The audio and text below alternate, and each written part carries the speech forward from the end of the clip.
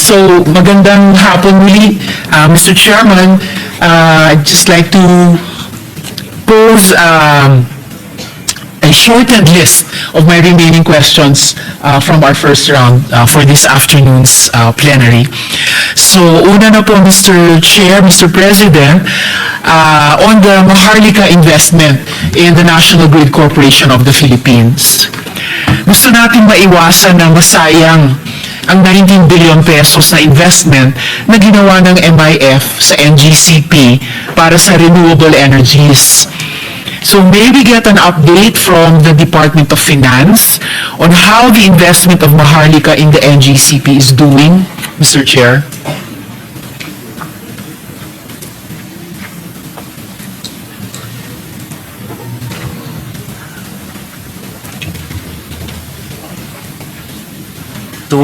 So far as the investment in NGCP via the holding company, which is I believe it's Synergy Grid. They're still doing the financial closing. So in the next few, I think it's depending on how complicated and how long the discussions between the legal counsels of each entities, we're probably looking at first quarter to second quarter next year. So yung 19 billion pesos po, Mr. Chair, hindi pa aktual na ipupuhunan na sa NGCP ng Maharlika kasi hindi pa na kumpleto yung financial closing. So, correct. So Okay. may mga negotiations pa hong mangyayari. So pwede pong magbago. Yun po yung estimated amounts, pero pwede pa hong magbago. Okay. So ano po yung mga particular na negosasyon sa ngayon at alin sa mga aspeto ng ikukumpletong financial closing ang pwede pang magbago? At least yung pwede niyong sabihin po in plenary habang maandar yung negosasyon, Mr. Chairman. Yeah, the valuation, Mr. President, can still change. So yung po yung isa sa mga nine-negotiate between government, Maharlika, and Synergy Grid. Okay. So pwedeng magbago pa yung valuation. Ibig sabihin pwedeng tumaas o even bumaba yung halaga na 19 billion pesos na investment, Mr. Chair.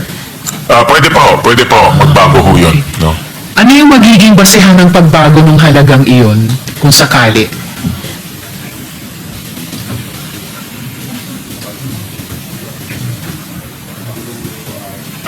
Ang pwede pong maging dahilan ng pagbabago is number one is the market value of the investment. Synergy Grid is a publicly listed company, so titignan rin po yung valuation nitong kumpanya. And then, of course, tinitignan rin po yung risk to the investment. So these are all factors na pwede pong magbago pa doon sa presyo po. Ano po yung kinoconsider ng mga risks sa negosasyon sa ngayon, Mr. Chair? Well, typically, since this is a regulated entity, it's a regulatory risk, yung isa sa mga tinitignan. Of course, mga ganitong type of companies, they also rely on loans. So, tinitignan din po yung interest rate risk as well as currency risk. Kasi sa laki po ng investment, marami ho dito will be loan from the outside. No? So, with the recent weakness in the peso, that's also another factor. No? Okay, salamat Mr. Chair. Ito sana, isa sana sa kinukonsidera ng gobyerno sa pag-finalize ng financial closing dito. Anong ginagawa ng Maharlika Investment Fund in partnerships syempre sa Department of Energy at sa NGCP mismo? Anong ginagawa ng MIF para sa halip na coal-based electricity, renewable energies na kinontrata niya ang pwedeng i-transmit ng NGCP na in fact delinquents na ngayon?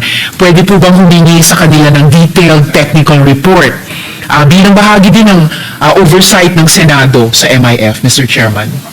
Insofar as NGCP and the transmission company is concerned, ang negosyo ho nila mag-transmit lang ng kuryente. So the contracting of the generation, typically ho, ang nagko-contract are the distribution utilities. So binabayaran lang po yung NGCP ng wheeling charge in terms of electricity transmission. Pero yung kontrata ho is between the distribution companies and also the generation companies. So it's the call of the distribution companies kung bibili ho sila ng mas maraming fossil fuel o mas maraming RE. Pero ngayon ho, meron ng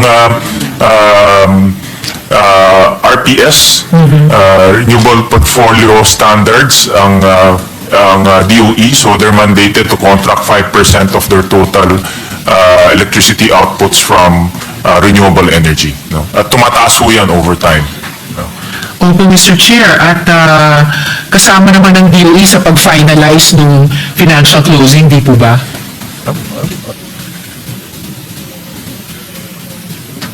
Yeah, kasama ho sila, I think mostly on the technical aspect as well.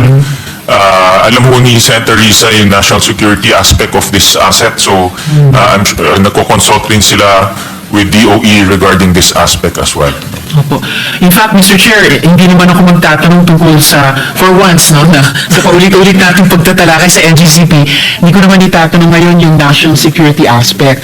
Mas yung, dahil recently nagkakaroon ng mga problema na ipasok sa grid ang mga nag-generate na renewable energies, and meron din pong recent policy shift sa Department of Energy na nababahala po yung mga renewable energy advocates, alam po ito ng chairman, na parang bibigyan ulit ng espasyo ang coal-based electricity sa kanyang dating preferred status, sa halip na mas i-push talaga yung pag-mainstream ng RE sa ating energy mix, simula pa lang dun sa pag-upload sa grid. So pwede po kayang at least mai-communicate ng DBCC at ng chair natin itong concern na ulitin ko rin naman dun sa pagtalakay natin sa DOE budget, na gawing explicitly part ng financial closing ng Maharlika Investment sa NGCP na matatransmit talaga ang renewable energies sa pamamagitan ng grid natin, Mr. Chair. I suggest, Senator Risa, that we can take that topic up with the DOE. Alright. Alam ko ho yung tinutukoy ng ating senadora. Ito po yung coal moratorium na nagbigay ho sila ng additional qualification on the moratorium. Pag expansion, hindi na raw kasama sa moratorium. So, ito alam ko ay maraming concern dito sa expansion ng kanilang moratorium. No? So, pwedeng ho nating pag-usapan at talakayan during the budget ng DOE. But insofar as the transmission is concerned, ang transmission business is normally just transmitting electricity from the GenCo all the way to the DU, the distribution utilities. Ang distribution utilities ho talaga ang merong desisyon kung saan sila bibili ng kuryente o anong uring kuryente ang kanilang bibilin.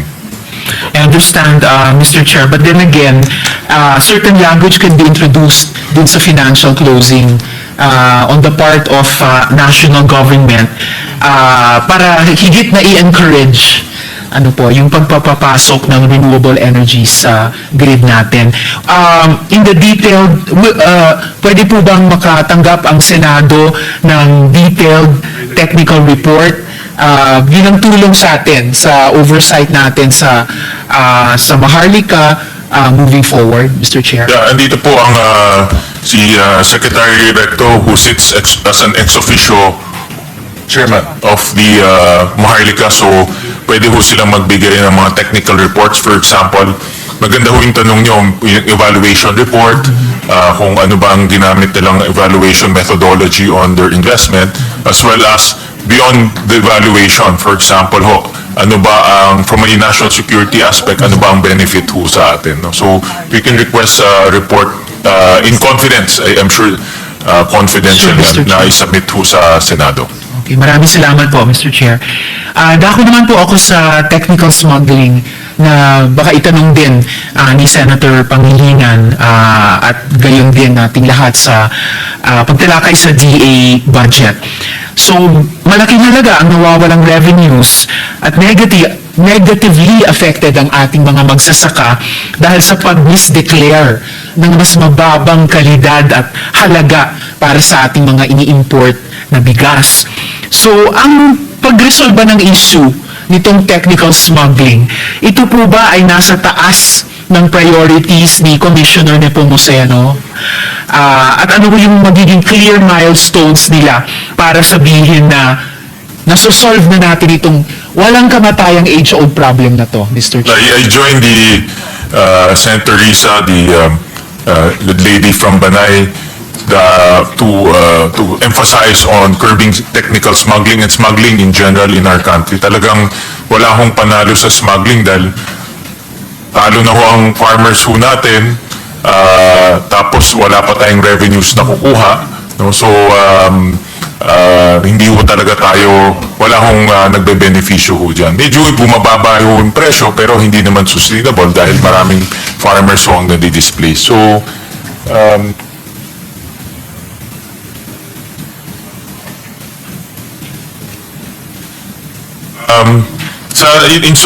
sa BOC naman, in fairness to them ho, talagang tuloy-tuloy po yung kanilang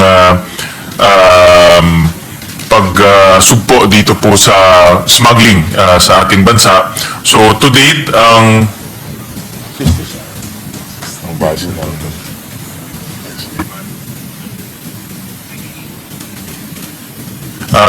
to date po ang value ng na-seize na goods ho nila is about 4.7 billion pesos po. Sari-sari na ho to. May cigarettes, mackerel, onions, vape. So, malaki-laki na rin po yung kanilang na-seize na mga smuggled goods. At sa mga priorities po ni Commissioner Nepomuceno, nasa taas ba or top 3 or top 5 yung pag-solve ng technical smuggling, Mr. Chair? Nasa ano ho to, priority, nasa top 1. Sabi ho sa akin ni Commissioner Nepomuceno na may explicit instruction ng ating Pangulo na habulin ho talaga yung mga smugglers. At hindi lang po masizing goods, kung hindi kasuhan at siguraduhin manalo tayo sa kaso. Pero I remember during sa Ways and Means Committee hearing a few days ago, meron ho tayong mga batas na dapat ho rin ayusin. I remember sabi ho ni Commissioner Nepomuceno, marami sa mga nahuhuli nila ang mga consignee, mga driver, mga kasambahay. So hindi ho sinusulat yung mga totoong consignee. So dapat ho talaga i-revisit yung mga batas ho natin para po habulin yung mga totoong smuggler. Hindi lang po yung naglalagay lang ho sila kung sino-sino as consignee para hindi ho sila makasuhan. And I think sinimulan din natin on our end, Mr. Chair, solusyonan yan, lalo na halimbawa nung ipinasa natin yung anti-economic sabotage law na may mga marami at mahalagang input din mismo ang Bureau of Customs. Correct. So, isa rin yung sa mga gagamitin nila o ginagamit na batas para po habulin yung mga smugglers po. And mabuting mabalitaan na number 1 priority itong pagsulba ng issue ng technical smuggling ni na Commissioner Nepomuceno. Ano yung magiging milestones nila sa pag-achieve ng number 1 priority na iyan? Clear milestones para sabihin na achieve nila, Mr. Chair. Aside from doon po sa mga seizures na ginagawa nila, yung prosecution as well as conviction. Admittedly ho, like for example, nung nagkaroon ho kami ng hearing tungkol sa smuggled tobacco at vape, admittedly napakababa po ang conviction. Mataas po ang seizure, mga thousands. Natatandaan ko, thousands po seizure. Pero pag lumakad ho tayo doon sa wheels of justice hanggang conviction, less than 1% lang ho nako-convict.